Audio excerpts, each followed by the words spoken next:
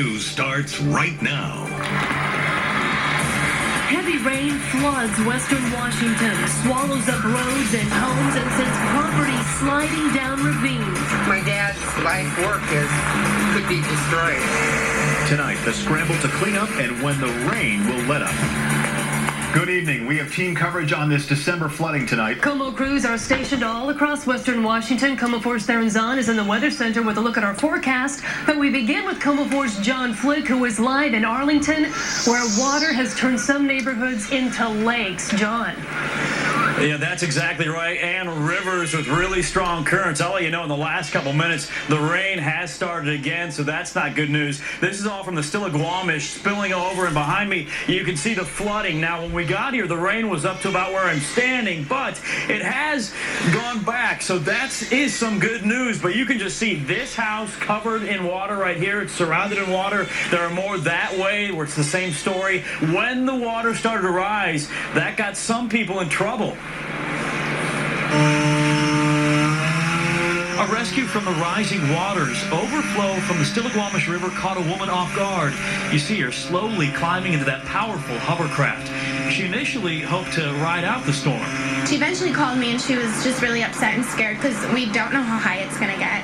Her daughter called the fire department for help. A man next door took this video of the rescue. He's Daniel Martorell.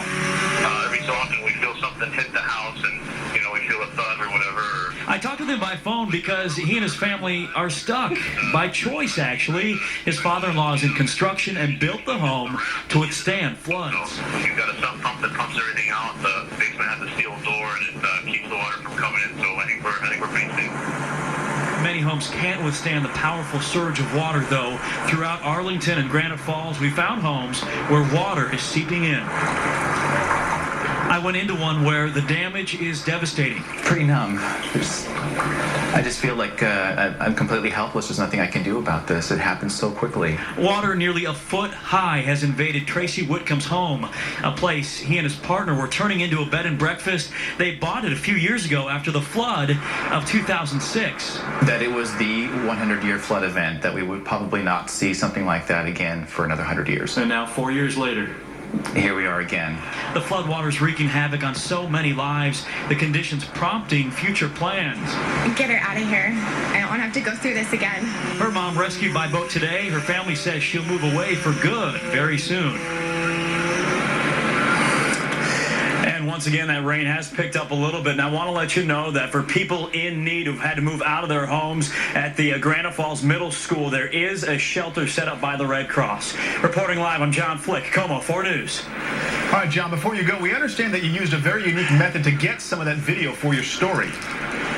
Yeah, you saw that in the story. The gentleman that we talked to, Daniel, really nice about giving us that video, but he didn't have a way to get to us through his computer. So, yeah, he brought out the Frisbee. He lives right back there, and he had a friend of his toss it across the water to me, went over my head. Then I went and picked that up, and we were able to pull the disc off of this Frisbee disc, and that's how we were able to show that on air. So some help from him, and we were able to bring that to you. And thankfully, that woman who was rescued, she's okay. Back to you. All right, John, great hustle. Thank you very much. So how much rain have we seen, and how long will the rain keep coming? Let's check in with